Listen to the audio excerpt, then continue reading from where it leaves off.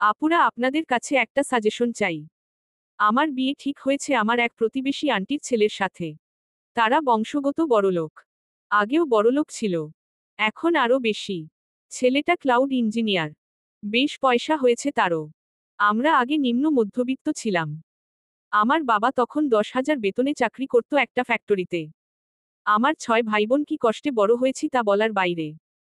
তখন ওই আন্টি আমাদের পছন্দ করলেও উনার ছেলেটা আমাদের দুচোখে দেখতে পারত না। আমাদের বাড়িতে তখন টেলিভিশন ছিল না। তাদের বাড়িতে বাংলা সিনেমা দেখতে গেলে সে এমনভাবে ঘাড় বাঁকিয়ে চলে যেতে বলতো যে লজ্জায় অপমানে মাথা হেট করে চলে আসতাম। তখন ছোট ছিলাম তাই অত আত্মসম্মানবোধ ছিল না। ছেলেটা না থাকলেই আমি আর আমার বোন ওদের বারান্দার দরজা ঠেলেঠুলে টিভি দেখতে মেঝেতে বসে যেতাম।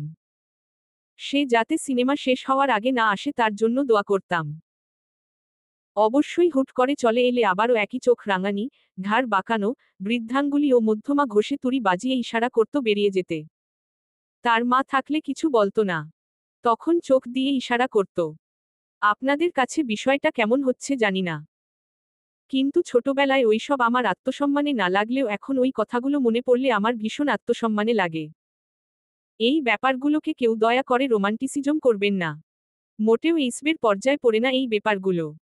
আমরা গরিব বলে সবসময় নিচু নজরে দেখত ছেলেটা। আরেকটা ঘটনা বলি। একবার আম্মা পিঠা বানাচ্ছিল তাদের বাড়িতে। পিঠাগুলোকে চট্টগ্রামের ভাষায় গুড়া পিঠা বলা হয়। তার মা ডেকেছিল পিঠা বানিয়ে দিতে। আমিও সাথে ছিলাম। তখন ক্লাস 3 নাকি 4-এ। আমিও পিঠার লতি পাকাচ্ছিলাম। কাই নিয়ে হাতের তালু দিয়ে পিড়িতে হালকা করে ঘষে ঘষে লম্বা করে পাকানো হয় লতিটা। ছেলেটা হুট করে এল। আমাকে আর আম্মুকে দেখে তার মায়ের উদ্দেশ্য বলল, এগুলো আর খাওয়া যাবে? কথাটা শুনে আম্মুর কেমন লেগেছিল জানি না। কিন্তু আমি অতটুকুন একটা মেয়ে ছিলাম কিন্তু আমার বড্ড অপমান লেগেছিল। তার মা অবশ্য তাকে চলে যেতে বলে আম্মুর সাথে হেসে হেসে কথা বলছিল যাতে আম্মু মনে কষ্ট না পায়। আরও একটা ঘটনার কথা বলি। আমরা আমাদের এক প্রতিবেশী চাচ্চুর বিয়ে হচ্ছিল। প্রায় 15-16টা আলাদা আলাদা পরিবার নিয়ে ছিল আমাদের গোটা সিদ্দিক বাড়ি। গ্রামের বাড়ি আসলে যেমন হয় আর কি। গোটা বাড়িতে যতগুলো মেয়ে ছিল সবার জন্য গায়ে হলুদের শাড়ি কেনা হয়েছে। আমার আম্মু টাকা দিতে পারেনি বলে আমাদের 3 বোন শাড়ি পরতে পারিনি। সেদিন আমার বোন দুটো খুব কেঁদেছিল। কিন্তু আমি ছোট হয়েও কিভাবে জানি কাঁদিনি সেদিন। তবে গায়ে হলুদের বিরিয়ানি খাওয়ার পর যখন আমি আমার আপুদের সাথে অনুষ্ঠান দেখতে গেলাম ওই ছেলেটা আমাদের মুখের উপর ছাদের দরজাটা বন্ধ করে দিল। কারণ ছাদেই অনুষ্ঠান হচ্ছিল। পরদিন সকালে আমাদের কেউ কেন দেখেনি সেটা নিয়ে যখন কথা হচ্ছিল তখন আম্মু বলল ওরা ঘুমিয়ে পড়েছিল। কিন্তু আমি জানি আমার 2 বোন কত কেঁদেছে সেদিন। আরও একটা ঘটনার কথা মনে পড়ল। আমাদের গ্রামের বাড়িতে এক দাদাভাইয়ের মেজবান হচ্ছিল। তখন তেরপালে বসিয়ে খাওয়াচ্ছে বাচ্চা ছেলে মেয়েদের। যারা বেশি ছোট তাদের। মানে যাদের বয়স 5-6 বছর তাদের। কারণ তারা চেয়ারে বসলে টেবিল ছুঁতে পারবে না। আমাদের বয়সী যারা ছিল সবাইকে টেবিলে বসে খাওয়ানো হচ্ছে। কিন্তু ওই ছেলেটা কি করল? আমাদের ওই চেয়ারে বসে খেতে দিল না। আমাদের তেরপালে বসে খেতে দেয়া হলো। ছুঁড়ে ছুঁড়ে ডাল ভাত দেয়া হলো। বিশ্বাস করুন ওইসব মনে পড়লে আমার কি কষ্ট হয়। এখন অবশ্য আমরা আর্থিকভাবে সচ্ছল। ওই ছেলেটা আমার বড় ভাইয়াকে একদম পছন্দ করত না। একবার বড় ভাইয়াকে ক্রিকেট খেলার স্ট্যাম্প দিয়ে পিটিয়েছিল। আম্মু বড় ভাইয়ের পিঠের দাগ দেখে সারারাত চুপিসারে কেঁদেছে। যাতে ওরাও কান্নার আওয়াজ না শোনে। বিচার নিয়ে যাওয়ায় আমার চাচ্চুর গায়ে পর্যন্ত হাত তুলতে চেয়েছিল ছেলেটা। এখন আমার বড় ভাইয়াকে সবাই সমীহ করে। তার সাথে বড় ভাইয়ের এখনো তেমন সখ্যতা নেই। ঈদ কোরবানের ছুটিতে দেখা হয় তখন কথাবার্তা হয়। তারা হয়তো কল্পনাও করেনি আমাদের পরিবার কখনো উঠে দাঁড়াবে আর্থিকভাবে। আসলে অভাব অনটন আমাদের মানুষ চিনিয়ে দিয়েছে। কিন্তু আমি যেই পরিস্থিতিতে দাঁড়িয়ে আছি আমি জানি না কি করব। গোটা সিদ্দিক বাড়ির মানুষই অবাক হয়ে আছে কিভাবে আমাকে ওই বাড়ির মানুষ বউ করে নিয়ে যেতে চাইছে। আম্মা আব্বা তো এক কথায় রাজি। কিন্তু আমি জানি না আমি কি করব। আমি বোধহয় এই গোটা পৃথিবীতে আল্লাহর কোনো সৃষ্টিকে এতটা ঘৃণা করি না যতটা ওই ছেলেটাকে করি। আমি কিভাবে বলবো এই বিয়েটাতে আমি রাজি না। আসলে বিয়ের কথাবার্তা এমনভাবে চলছে যে আমার মতামত দেওয়ার জায়গাটা পর্যন্ত নেই কোথাও। দাদিমা আমার মন খারাপ দেখে বলল, ছোটবেলায় অনেকের খাসিও তো খারাপ থাকে। বড় হতে হতে ঠিক হয়ে যায়। ওইরকম লোকেরা বউ ভালোবাসে বেশি। বিশ্বাস করুন দাদিমার কথায় আমার একটুও শান্তি লাগছে না। যারা নিজেদের মানুষকে সম্মান দেয় কিন্তু অন্যজনকে সম্মান না দিয়ে রীতিমতো আতঙ্কে রাখে, অপমানিত হওয়ার ভয়ে সে কোনো মানুষের কাতারে পড়ে না। অন্তত আমার তা মনে হয়। খেয়াল করে দেখলাম বড় ভাইয়া, মেঝো ভাইয়া একদম রাজি নেই। ছোট ভাইয়া এইসব ব্যাপারে এতটা মাথা ঘামায় না। কিন্তু কাল বড় ভাইয়াকে দেখলাম আম্মুকে প্রশ্ন করছে, আমি ওই ছেলেকে বিয়ে করতে রাজি কিনা। অবশ্য আম্মু বলল ওর আর কি পছন্দ অপছন্দ। নিজের কি খেতে ভালো লাগে সেটা পর্যন্ত বলতে পারে না ওই মেয়ে। ভালোই তো হচ্ছে আমার সামনে থাকবে। আমি ওর ভালোমন্দ চোখের সামনে দেখব। আমি গত কয়েক রাত একদম ঘুমাতে পারছি না। বুঝে উঠতে পারছি না কিভাবে না বলবো। কারণ আমার একটা না গোটা শিকদার, এমনকি গোটা পাড়া কাঁপাবে। সবাই মনে করবে আমি বেশি পেয়ে গেছি বলে হজম করতে পারছি না। আমাকে কেউ পরামর্শ দিয়ে সাহায্য করুন। পোস্টটা করার ঘণ্টাখানেকের মাথায় ভাইরাল হয়ে গিয়েছে। এক একজন এক এক ধরনের মন্তব্য করছে। শাইনা একজনের মন্তব্য দেখে থমকে গেল। আপনার পোস্ট দেখে বোঝা যাচ্ছে আপনি ভীষণ নম্রভদ্র। কারণ আমি হলে এই পোস্টে ওই ছেলেকে আরো জঘন্য জঘন্য গালি দিতাম। বড় বোন হিসেবে একটা সাজেশন দিই। যার আসল রূপ খারাপ সময়ে দেখে ফেলেছেন তার সাথে সারাজীবন কাটানোর মতো জঘন্য সিদ্ধান্তটা নিয়েন না। বিয়েটা ভেঙে দিন। You deserve better. Make the right decision. Stay well. Best wishers. শাইনা বুকে সাহস সঞ্চয় করল। এবার সে বলে দেবে সবাইকে। বাইরে ঝিরিঝিরি বৃষ্টি। সেই 7 দিন আগে শেষবার সূর্যের দেখা মিলেছিল। টানা বৃষ্টির পর আজ একটু থেমেছে। কাল পরশুর পর সূর্যের দেখা মিলতে পারে। দাদিমা বারান্দা থেকে ডাক দিলেন, শানু ফেরিওয়ালা এসেছে। কি যেন কিনবি বলছিলি? দাদিমা তাকে শানু বলে ডাকে। শাইনা ধীর পায়ে ঘর থেকে বেরিয়ে এলো। উঠোনে পা দিতেই কানে ভেসে এল, এই চুড়িগুলো খুব সুন্দর। শাইনা আপার গায়ে হলুদের দিন পরব। আমরা কনেপক্ষ। পাশ থেকে হাসতে হাসতে একজন বলল, আমরা বরপক্ষ। চারপাশের চাচিরা হঠাৎ গুঞ্জন তুলে ফিসফিস করতে লাগল। শাইনাকে ঘিরে কিছু বলছে, কিন্তু স্পষ্ট কিছু শোনা যাচ্ছে না। শাইনা থমকে গেল। কিছু বোঝার আগেই মা এসে তার হাত ধরে টান দিলেন। চল, এখানে এসেছিস কেন? শাইনা ভ্রু কুঁচকে তাকালো। আমার কিছু সেফটি পিন কিনতে হবে। মা কড়াভাবে বললেন, পরে কিনিস।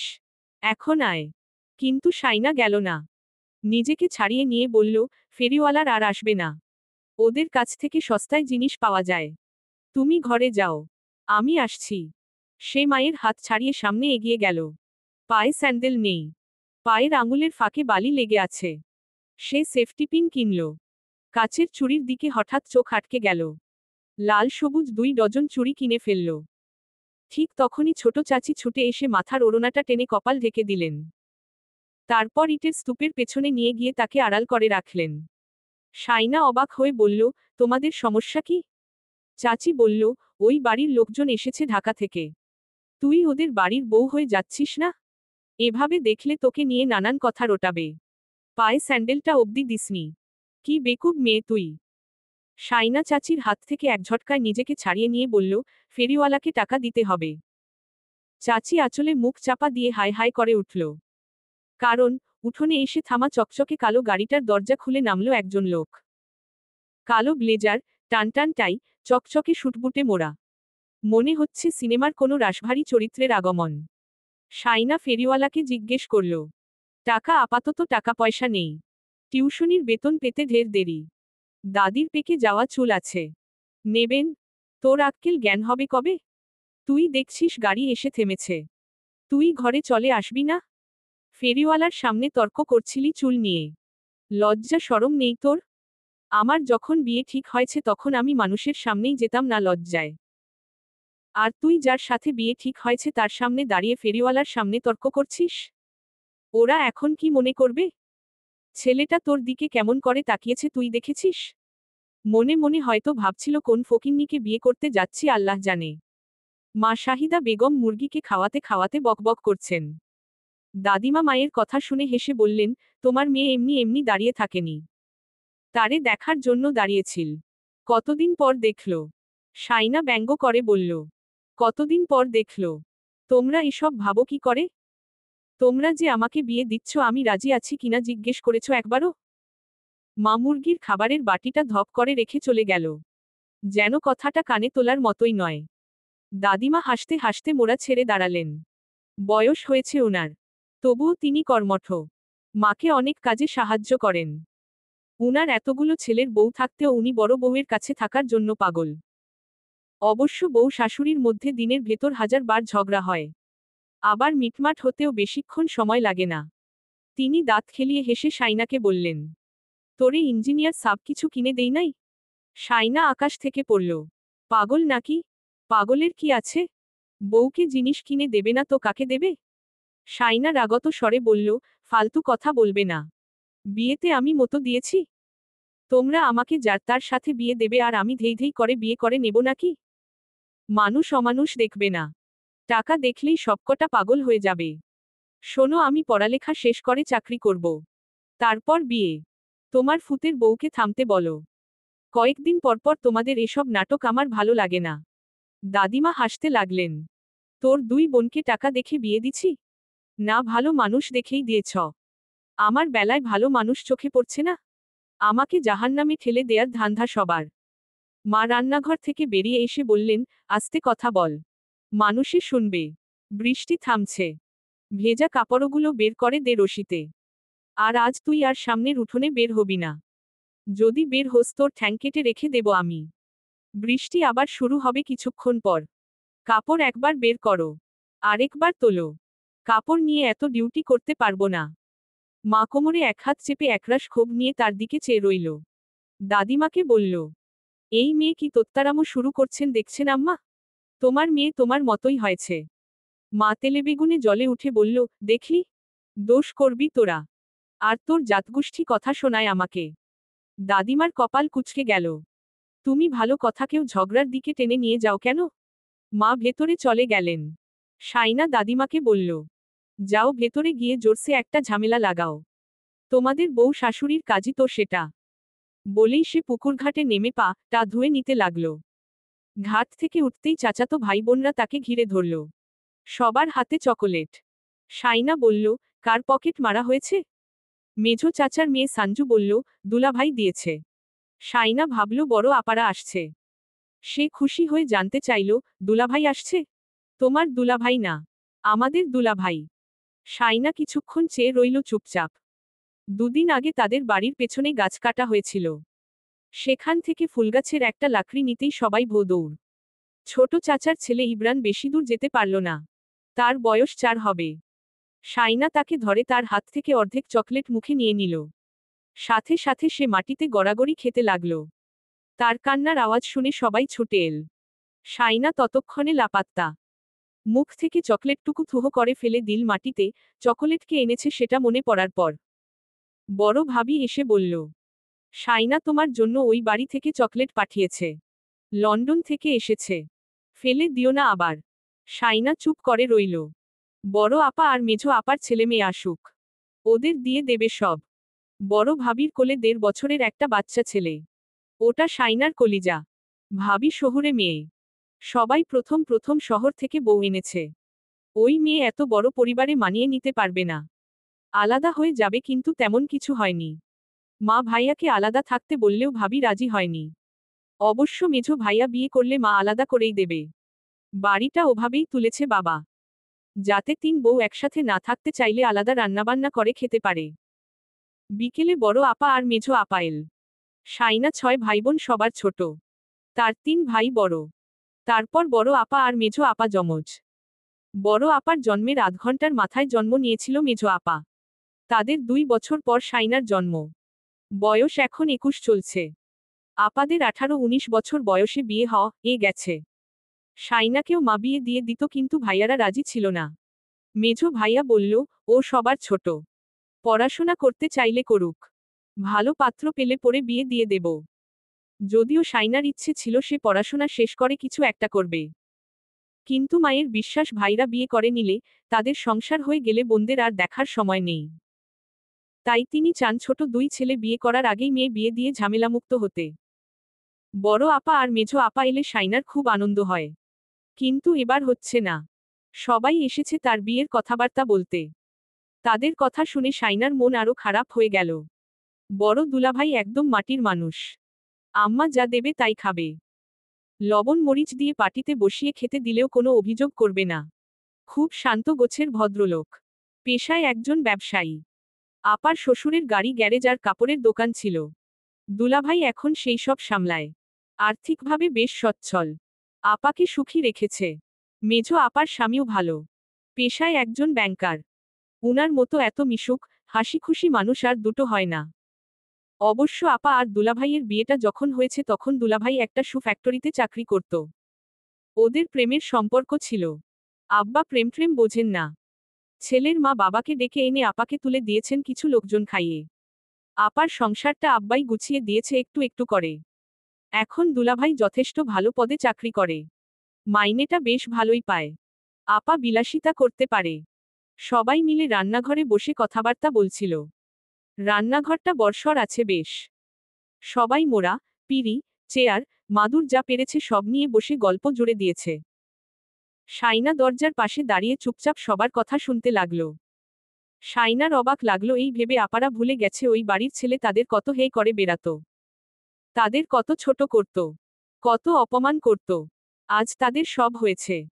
কিন্তু ওই ছেলে তাদের ভিখারির মতো দূরছাই করত। এমনকি তাদের দেখলেই গলা পরিষ্কার করে থুতু ফেলতো শব্দ করে। শাইনার গলার কাছে কান্না দলা পাকিয়ে রইল।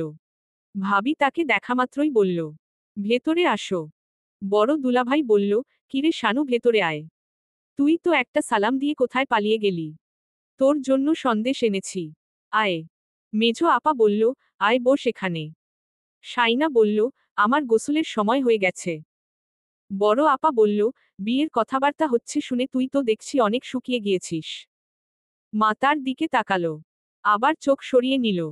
শাইনার বড় দুঃখ হল। তার চোখ মুখ দেখে কেউ কি বুঝতে পারে না তার কতটা কষ্ট হচ্ছে। দরকার পড়লে একটা রিকশাচালকের সাথে তার বিয়ে দিক, দিনে এনে দিনে খাবে তবুও ওই ছেলেটা নয়। ওই ছেলেকে সে কত ঘৃণা করে কাউকে বলে বোঝাতে পারবে না। এত ঘৃণা নিয়ে সে কিভাবে সুখী হওয়ার ভান করবে। আব্বু এল বাজার থেকে। থলে ভর্তি বাজার করতে পারলে আব্বুর আনন্দের শেষ নেই। মেয়েরা আসবে শুনে বাজার করতে গিয়েছিল 10টা নাগাদ। আপা আর দুলাভাইরা এসে আব্বুকে সালাম করল। আব্বু মেয়ে আর মেয়ের জামাইদেরকে দেখে খুশিতে কথা হারিয়ে ফেলেছে। আপাদের পেয়ে আব্বু গল্পগুজবে মজে গেল। দাদিমা হঠাৎ করে বলল, ওই দেখ বড় দুটোকে নিয়ে গল্পে মজে আছিস দেখে ছোট্টা গাল ফুলিয়ে দাঁড়িয়ে আছে। আফসার সাহেব শাইনার দিকে তাকালো। সাথে সাথে সে দ্রুত সেখান থেকে চলে গেল। আব্বু সশব্দে হাসছেন এটা বলে। মেয়েটার এত রাগ। শাইনা ঘরে এসে চুপচাপ বসে রইল। বড় আপা এল কিছুক্ষণ পর। তারও কোলেও একটা দুধের বাচ্চা। আপার দ্বিতীয় সন্তান। শাইনা বড় আপাকে দেখে চোখ দুটো ওড়না দিয়ে চেপে মুছে নিয়ে বিছানায় শোয়ার ব্যবস্থা করে দিল। আপা বাচ্চাকে নিয়ে বিছানায় শুয়ে পড়ল। বাবু বুকের দুধ খাচ্ছে। শাইনা ফ্যানটা ছেড়ে দিল। আপা তার দিকে তাকিয়ে আছে। শাইনা আলনা থেকে কাপড়চোপড় নিয়ে বাথরুমে ঢুকতে যাবে ঠিক তখনই আপা বলল, তুই নাকি গাইগুই করছিস বিয়ে নিয়ে। শাইনা ঘাড় ঘুরিয়ে তাকালো। বড় বোনের প্রশ্নে হয়তো একটু প্রশ্রয় পেয়েছে। বলতে লাগলো, জেনে শুনে আগুন ফেলে দিচ্ছ তোমরা আমাকে। তোমরা রাজি না হলে কথাবার্তা এতদূর এগোতো না। বড় আপা একটা চাপা দীর্ঘশ্বাস ফেলে বলল, বড় আম্মা তোকে চেয়ে বসেছে। আম্মা না করবে কিভাবে। বড় আম্মা কি সারা জীবন বেঁচে থাকবে। আমি সংসার বড় আম্মার সাথে করব। তোমরা জানো না ওই লোকটার খাসিও তো কেমন। মানুষকে 2 পয়সার মূল্য দেয় না। নিজেকে একটা কিছু মনে করে। ছোটবেলায় আমাদের সাথে কত কি করেছে সবাই ভুলে গিয়েছ। বড় ভাইয়ার গায়ে হাত তুলতে চেয়েছে, মেঝো ভাইয়াকে মেরেছে, মসজিদ থেকে ফেরার সময় সেজো ভাইয়াকে ধাক্কা মেরে রাস্তার পাশে ফেলে দিয়েছিল। চাচ্চুর দিকে তেড়ে এসেছিল লাকড়ি নিয়ে। আমরা কেন তার বাড়ির মানুষই তো তাকে দেখে আতঙ্কিত হয়ে যায়। বড় আম্মার সাথেও তো ওই ছেলে ভালো করে কথাবার্তা বলে না। মা ছেলের সম্পর্ক ওরকম হয়। সেই ছেলের সাথে তোমরা আমার বিয়ে কি করে ঠিক করলে। বলতে বলতে শাইনার গলার আওয়াজ বড় হয়ে গেছে। তার গলার আওয়াজ শুনে মেঝো আপা এসে গেছে ঘরে। মেঝো আপার পেছনে আম্মা এসে দাঁড়িয়েছে। এক হাত কোমরে রেখে কপাল কুঁচকে তার কথা শুনে যাচ্ছিল। কথা বলা শেষ হতেই শাইনা মাকে দেখল। বলল, ওই দেখো কেমন করে তাকাচ্ছে। আমি কিছু বলতেই পারি না। এভাবে তাকাবে তারপর আমাকে চুপ করিয়ে দেবে। আমি সবার ছোট তাই সবাই যা বলবে তাই সঠিক শুধু আমি ভুল। মা মেঝো আপাকে ডিঙিয়ে এসে হিসহিসিয়ে বলল, ওই প্রস্তাব আমি দিছি? তোর বাপ দিছে? ওরা দিছে প্রস্তাব। তোর বড় আম্মা আর বড় আব্বা দিছে। আমি মানুষগুলোর মুখের উপর না বলবো কেমনে? তোর সাহস থাকলে তুই গিয়ে বলে আয়। মেঝো আপা বলল, আম্মা শান্তভাবে কথা বলো। তোমার ছোট মেয়ে না? ও ভয় পাচ্ছে, এটা স্বাভাবিক। ওর কথায় তো ভুল নেই। শানু, কাঁদিস না। আমরা কথাবার্তা বলতেই এসেছি। শাইনা ঝাড়ি মেরে বলল, বিয়ে ভাঙার জন্য তো আসো নাই? আরও পাকাপোক্তভাবে কথা বলার জন্য আসছো সবাই। কে আসতে বলছে তোমাদের? আমাকে নিয়ে তোমাদের এত মাথা ঘামাতে কে বলছে? দিনে এনে দিনে খায় এরকম কারো সাথে বিয়ে দাও দরকার পড়লে। তবুও আমি ওই ছেলেটাকে বিয়ে করব না। দরকার পড়লে বিয়ে না করে বুড়ি হব। তবুও করব না। বোঝা হয়ে গেলে বের করে দাও বাড়ি থেকে। গার্মেন্টসে চাকরি করে খাবো। আম্মা এসে গালে ঠাস করে চর বসিয়ে দিল। শাইনা ফুপিয়ে উঠল। মেঝো আপাকে আম্মাকে টেনে নিয়ে বেরিয়ে গেল ঘর থেকে। শাইনা বড় আপার সামনে দাঁড়িয়ে কাঁদতে লাগল। তারপর তার টেবিলের উপর রাখা চকোলেটগুলো ফেলে দিল ছুঁড়ে। আপা বলল, শান্ত হ। এভাবে রাগ দেখালে কিছু সমাধান হবে না। আম্মা এল কানের পাশে ওড়না গুজতে গুজতে বলল, আমি কি জানি না ওই ছেলে কেমন? আমি তো সব জানি। কিন্তু এখন মানা কেমন করতাম? মানা করলে কি করবে জানিস? জানিস? শাইনা প্রশ্ন করল, কি করবে? মেরে ফেলবে আমাকে? মাতার মাথায় হাতের ঢুসা মেরে বলল, তাবিজ করে বিয়ে আটকে রাখবে। জীবনেও আর তোর বিয়ে হতে দেবে না। বিয়ে হলেও তাবিজ করে মেরে ফেলবে। এভাবে চাইলে দিয়ে দিতে হয়, বুঝেছিস? দুনিয়াদারির হিসাব বুঝিস তুই? দুনিয়ায় আমি আগে আসছি নাকি তুই? শাইনা অবাক হয়ে তাকিয়ে রইল মায়ের দিকে। জেনে শুনে ওরকম একটা ছেলের হাতে তাকে তুলে দিচ্ছে, এটা জেনেও যে তারা তাবিজ করার মতো লোক। তাবিজ করবে? হ্যাঁ করবে। এখন যদি বলি মেয়ে দেব না তোমাদের ছেলেকে, তাহলে তাবিজ করবে। তোর বাপ চাচার সাথে নানান ঝামেলা বাঁধবে। কবরস্থানের জমি নিয়ে এমনিতেই হাজারটা ঝামেলা চলতেছে তোর বাপ ভাইয়ের সাথে। আবার এখন যদি আমরা বেঁকে বসি, ওরা তোর বাপ ভাইকে কুপিয়ে মারবে। তুই আমার ছেলেগুলোকে মেরে ফেলতে চাস? শাইনা শক্ত হয়ে দাঁড়িয়ে রইল। বড় আপা বলল, আম্মা ওকে এসব বলো না। তুমি এমনিতেই একটু ভীতু। তাবিজ করা এত সহজ না। যাও এখন এখান থেকে। শানু, তুই গোসল করে নে। শাইনা সাহস সঞ্চয় করে বলল, এই বিয়ে যদি করতে হয় তাহলে আমি গলায় ফাঁস দেব। বলেই মাকে কিছু বলতে না দিয়ে বাথরুমে ঢুকে পড়ল সে। দুপুরে খাবার টেবিলে দুলাভাই আর ভাইদের সাথে খেতে বসে গেল শাইনা। খেতে খেতে বড় দুলাভাই বললেন, আমরা চা আর ভাতের দাওয়াত পেয়েছি আশরাফ। বড় ভাইয়া চোখ তুলে তাকালো। জানতে চাইল, কোথায়? মেঝো দুলাভাই বললেন, আপনাদের নতুন কুটুম বাড়িতে। বড় ভাইয়া আলতো হাসলেন। মেঝো ভাইয়া গম্ভীর মুখে তাকালো শাইনার দিকে। কি রে, তুই শুকনো ভাত খাচ্ছিস কেন? তোমার বোন অন্য চিন্তায় ডুবে গেছে আনিস। বড় দুলাভাইয়ের দিকে চট করে তাকালো শাইনা। দুলাভাই হেসে উঠে বললেন, আচ্ছা খা তুই। আমি আর কিছু বলছি না। বাবা দুলাভাইদের উদ্দেশ্যে বললেন, জামিল, ইমতিয়াজ, শোনো তোমরা। আমার ছোট মেয়ের বিয়ে আমি অনেক বড় করে দেব। গোটা এলাকাবাসী দেখবে। তোমাদের যাকে যাকে বলার দরকার বলে দিও। ভাইয়ারা আছে তাই শাইনা কিছু বলল না। শাইনার ছোট ভাই শাওন বলল, ওরা কাবিন কতটুকু দিচ্ছে? আফসার সাহেব বললেন, আমি 15 লাখ বলেছি। এর কম হবে না। 1000 বৈরাতি, 4 পদ ফার্নিচার। ওরা ফার্নিচার চায়নি। আমার মেয়ে ওদের পালঙ্কে ঘুমাবে কেন? আমি যখন অভাবগ্রস্ত ছিলাম তখনও 2 মেয়েকে ফার্নিচার দিয়েছি। তাই বলেছি ফার্নিচারও দেব। আনিস বলল, ওরা যখন বলছে ফার্নিচার নেবে না তখন তোমাকে ফার্নিচার দিতে হবে কেন? ওদের কি টাকা পয়সার অভাব যে বউকে ফার্নিচার দিতে পারছে না? বড় আপা বলে উঠল, আরেহ না, সব আছে। আমি বড় আম্মার সাথে দেখা করতে গেলাম না? তখন বড় আম্মা আমাকে শাইনার রুমটা দেখালো। ওখানে ফার্নিচার দিয়ে ঠাসা। আব্বু শুধু শুধু বাড়াবাড়ি করতেছে। ফার্নিচার না দিলেও চলবে। এটা যখন আমাদের শেষ বিয়ে, তখন আত্মীয় স্বজনকে ভালো করে খাইয়ে দাও ফার্নিচারের টাকাটা দিয়ে। আফসার সাহেব বললেন, পরে ওরা যদি আমার মেয়েকে খোঁচা দেয়? না থাক। না চাইলেও দেব। আনিস সোজা কথাবার্তার মানুষ। কাঠোকাঠ গলায় বলল, তোমাদের মতো মানুষের জন্য অন্যদের বাধ্য হয়ে এসব দিতে হয় মেয়ের শ্বশুর বাড়িতে। যখন ওরা বলছে কিচ্ছু লাগবে না তখন তোমাকে দিতে হবে কেন জোর করে? না দিতে বলছিস? শাওন বলল, হ্যাঁ দিও না। ওই টাকা আমাকে দিয়ে দাও। বাইক কিনব। বড় ভাইয়া ধমকে উঠল, তোকে আর খুঁজে পাওয়া যাবে বাইক দিলে? আনিস বলল, ওর কথা কানে নেওয়ার দরকার নেই। জরুরি কথার সময় ফালতু কথা বলবি না শাওন। শাওন অবাক হয়ে বলল, আমি তো দেখছি কোনো কথাই বলতে পারবো না। না পারবি না। দুজনের মধ্যে কথা কাটাকাটি লেগে গেল। বড় ভাইয়া ধমকে উঠলেন, তোদের সমস্যা কি? আনিস চুপচাপ খেতে লাগল। ওদের কথাবার্তার মাঝে শাইনা ভাতটুকুই ভালো করে খেতে পারল না। বিকেলে ওই বাড়িতে চায়ের দাওয়াত পেয়েছে আপা আর দুলা ভাইরা। শাইনাদের বাড়িটার পর তার মেঝো চাচার বাড়িটা। তার পাশে সাদা রঙের যেই চারতলা বড় বাড়িটা, ওটা তাজউদ্দিন সিদ্দিকীর বাড়ি। নামফলকে লেখা তাজউদ্দিন ভিলা। কিছুক্ষণ আগে বড় ভাইয়া আর আব্বাকে ডেকে নিয়ে গিয়েছে তারা। শাইনা দাদির পাশে জায়নামাজে বসা ছিল। আছরের নামাজ আদায় করছিল। মেঝো আপা আসামাত্রই দাদিমা জিজ্ঞেস করল, কি কথাবার্তা হচ্ছে রে? মেঝো আপা বলল, ওরা শানুকে মনে হয় নিশান দেওয়ার কথা বলতেছে। কখন? কাল। শাইনা জায়নামাজ থেকে উঠে গেল। মাথার হিজাব খুলতে খুলতে রান্নাঘরে গিয়ে শাহিদা বেগমকে বলল, আম্মু আব্বুকে বলো আমি বিয়েটা করতে পারবো না। আমি কোনো নিশান নেব না। শাহিদা বেগম গরুর মাংসে মশলা মাখাচ্ছে সরিষার তেল দিয়ে। মাটির চুলায় দাউদাউ করে আগুন জ্বলছে। গ্যাসের চুলায় হালকা পাতলা রান্না হলেও বড় পাতিলের রান্নাবান্না আম্মা মাটির চুলায় করে। ভাতের মার টকবক করছে ভাতের ডেকচিতে।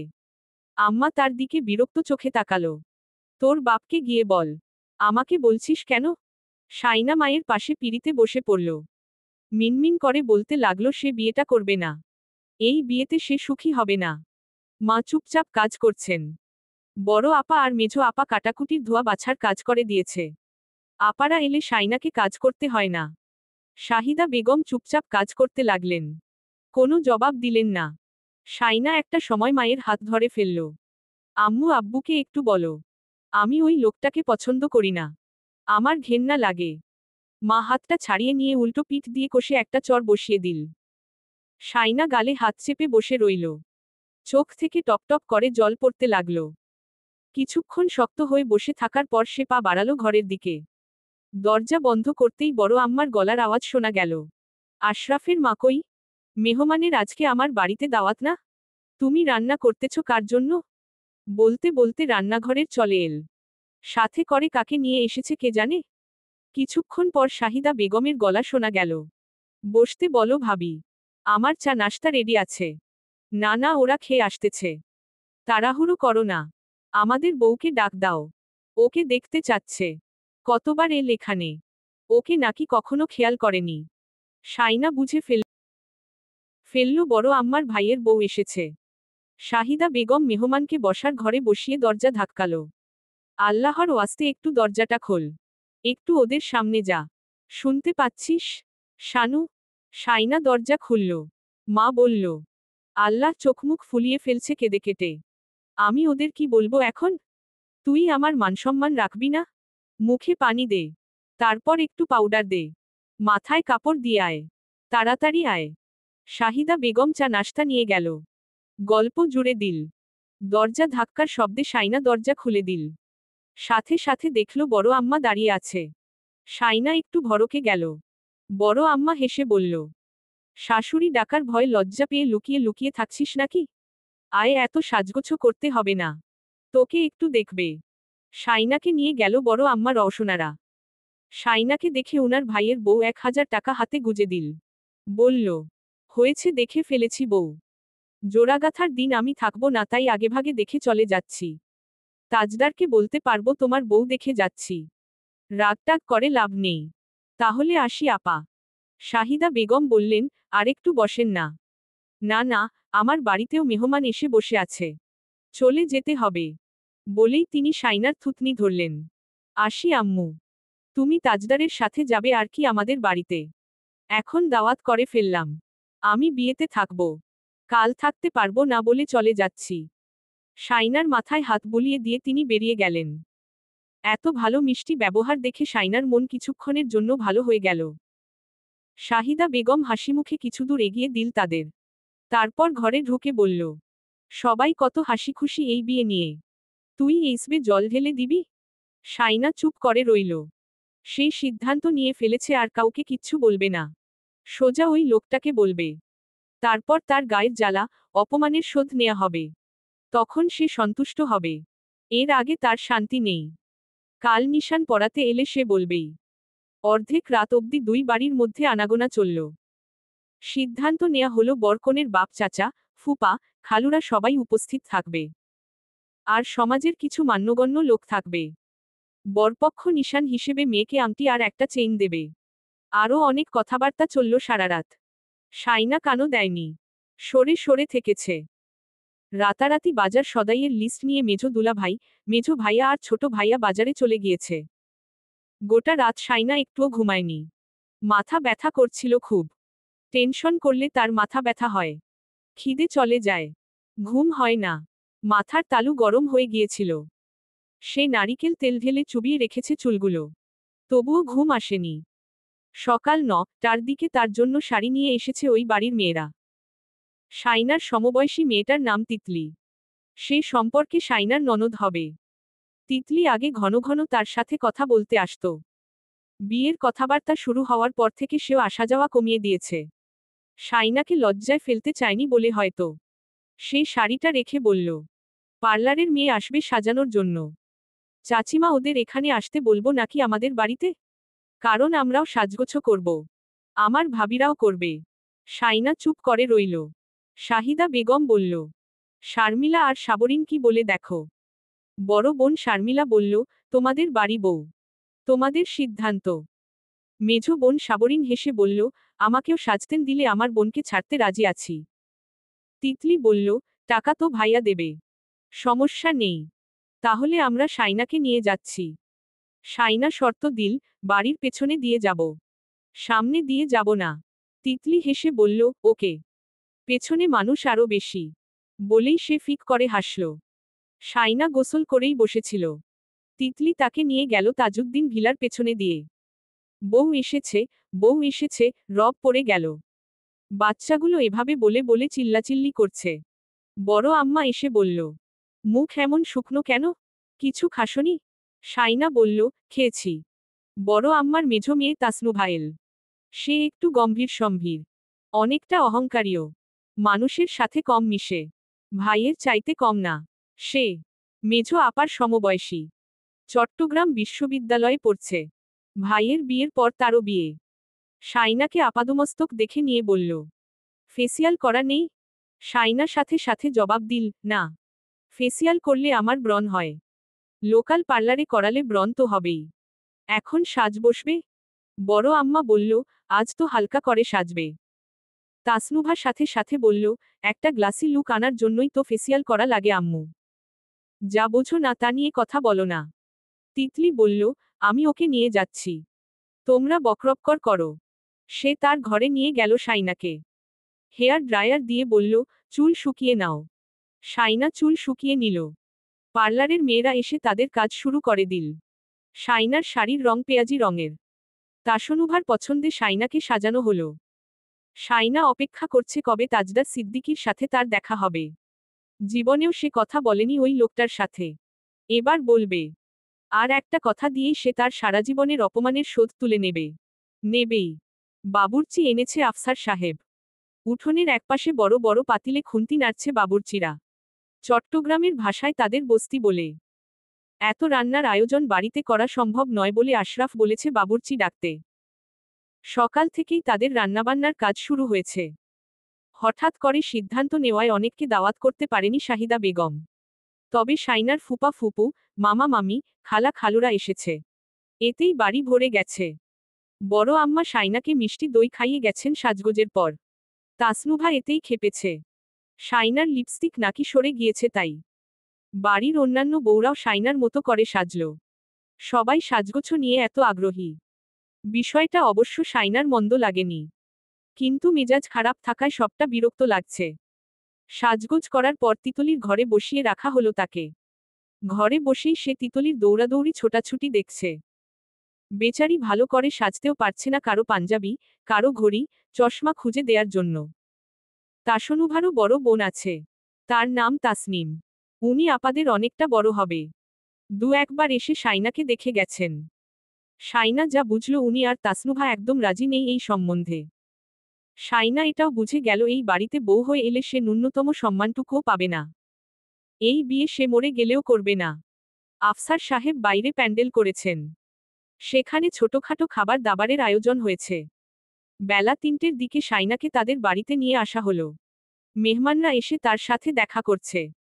খালাম্মারা বলছে, তোকে তো এখন ওই বাড়ির বউয়ের মতনই লাগছে। ছোট খালাম্মাকে দেখে শাইনা নিজেকে আটকে রাখতে পারল না। কারণ ছোট খালাম্মা তার আরেকটা মা। খালাম্মা তাকে জড়িয়ে ধরে কানে কানে বলল, কাঁদিস না। বিয়ের পর ইউরোপ আমেরি